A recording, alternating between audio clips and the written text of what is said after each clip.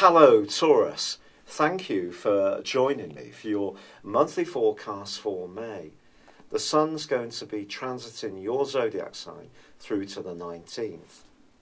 The primary benefit of this is going to be an increase in physical vitality and drive. It's also an opportunity to demonstrate to people just what makes you unique. However, the things that you're going to be working towards are going to be in some ways influenced by some very subtle, nuanced energies as May unfolds.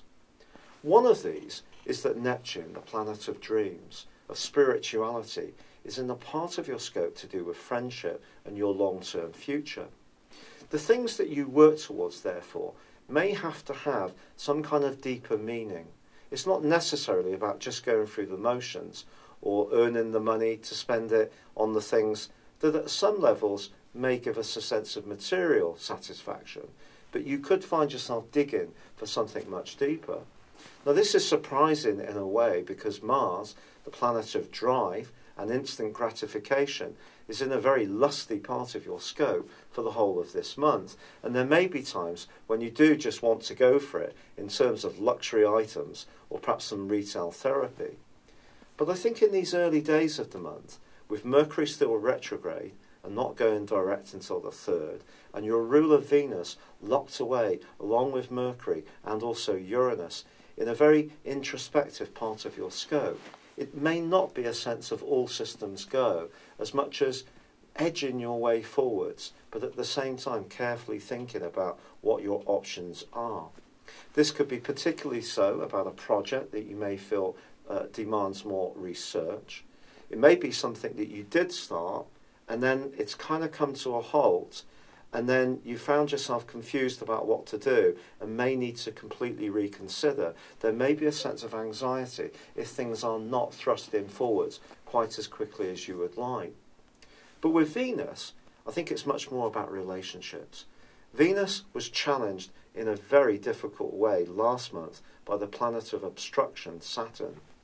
That aspect has come to a close now, but if there were some tense moments last month, you may still be letting these settle and just working out deep down inside of you what you really want.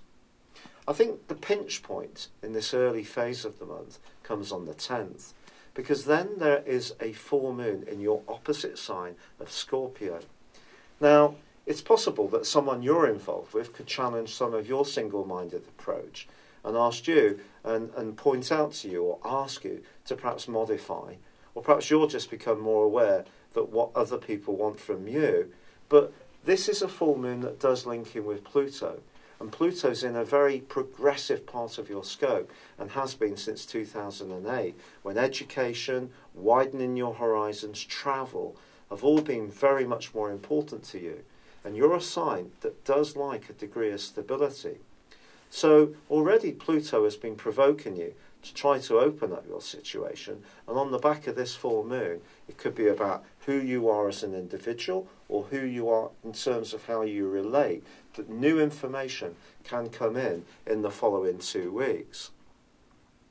However, I do think it's important to point out that from the 15th for a week, Mars, the planet of drive, is in a tricky angle with Pluto. This can be a week when if things are a little difficult or you're feeling not quite so sure of your ground, when you may find yourself tempted to splash out in order to feel a little better. Try to resist this. However, by the 16th, Mercury does move back into your zodiac sign, which is something to really celebrate. By the 20th, he returns to the point where he first went into retrograde, which was 4 degrees in Taurus. If there has been a project which has been stop, start, backward, really not going forwards in the way that you would like, I think then on that day you can start to see things more clearly. The Sun also moves on the 20th into the sign of Gemini, joining up with Mars, and that appreciation of creature comforts or getting up close and personal to someone you care deeply for may be something that can really become much more of a motivating factor. However, it is true that Venus can yet cause some challenges, because in the last week of this month, she is going to be forging a right angle with Pluto. Think of a situation around your love life. There may have been something that occurred in April, and this may be a period for much of this month when you're just working out what to do. But something more can come to the surface as this month draws to a close. It could come from within you, or you may hear something which informs your outlook. But also in the same week, Mars is forging a fantastic angle to Uranus. And there may be some progress that you can make financially by responding to a hunch or being alert to different trends, and some of these may not be obvious ones. Venus also goes side by side with Uranus as the month closes. So some of the information that comes to the surface, for sure, it may be a surprise, but in another way it could be very liberating. There is also a new moon on the 25th. This is a new moon to savour because it could be a signal for a better time for you in terms of a sense of security, financially, or even how you feel about yourself. So as you can see, Taurus, this is quite a complex month. And we do continue to have the retrogrades affecting Saturn, Jupiter, and also Pluto. In the case of Jupiter, Jupiter is also in a bleak angle to Neptune all through this month. So when it comes to your practical situation, all to do with your health, friendships need to be an area that you're not too influenced by. Make sure that you're not taking shortcuts around your welfare.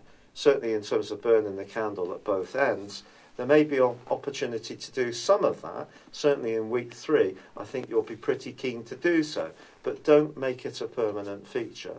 But as the month draws to an end, I think what you will have learnt this month is a huge amount about what motivates you at a very deep level. It's been a real pleasure being with you. Thank you for joining me. Good luck and goodbye for now.